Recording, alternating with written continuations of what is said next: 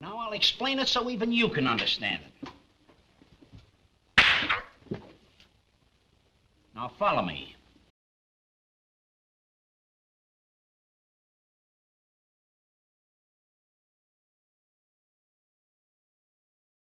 You don't hear a lot about the charity work I do, and it's because I don't do any. You know what's better than tax write-offs? Keeping your money. That's just a fun joke to tell rich people. It's not true. I work with Make-A-Wish all the time. That's an incredible experience. For me, not the kids that are dying. Yeah, they chose to hang out with me. They knew what kind of jokes I told. They were okay with it. I don't pander on stage, and I certainly don't pander off stage. And I'm telling you honestly, these dying kids have the best sense of humor on this planet. Their parents, not so much. But I don't care. As soon as I meet them, I start giving it to them. Like, you sure you're dying? You know this is my weekend, right? And they're like, I'm dying. I'm like, all right, let's go. Don't cough on me, motherfucker.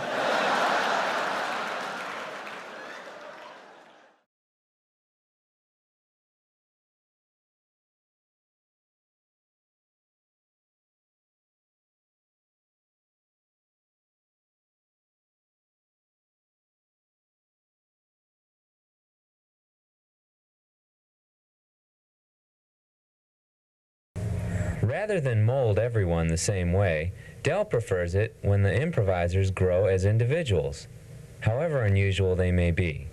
Bill Murray's brother Joel is one example.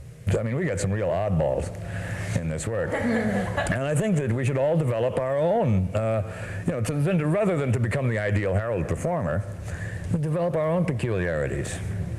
One of the things about Joel Murray that this work did for him was that he became the most effective Joel Murray that he could be. There is this one particular improv comedy memory I have that just kills me every time I reflect on it.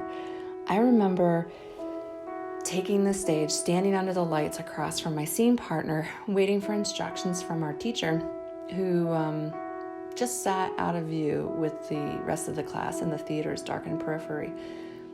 The relationship could be anything, you know? 2 kids hiding in a closet, a couple of aliens who forgot to pack food for the journey, you know, anything fun. Gifts, really, to play with. And you know what I hear? Okay, you two are an ex-husband and an ex-wife who are seeing each other face to face after many years. So I think I ought to add that the main principle of improvisational comedy is the yes and. The art of building on the reality that has been set in motion. And the difficulty for me was this opening scene was my actual reality. At this point in time, I had been estranged from my spouse for nearly 3 years, an impending divorce. And if that wasn't enough, my scene partner in character full tilt looks me square in the eyes, then leads with, "Well, I see you're still an outrageous bitch." And honest to God, I felt every cell in my body gasp for air. Rigor mortis setting in, throw dirt on the casket, say your goodbyes. I mean, I thought I was done. I was sure death had come for me. I was so close to saying, no, I can't do this particular scene. I just can't. And then what happened next was unexpected. It was like a question, what if I can and have some fun with it? And in those nanoseconds, what I can only describe as abandonment to curiosity or to see something, I lit a pretend cigarette in the air and said, "Darling, yes, that was me in the bushes outside your window with a camera last night. I've taken up photography." And the game began, and that scene just hummed. So instead of running away or fighting the story, I decided to come back to life. I was seeing something about the nature of relationships, maybe, how they can inform a scene even when a person is not physically present on this quote-unquote stage with you, and maybe the difference between the scene defining me or me defining myself through it. Oh man, I could just see it was so good for me to practice dying.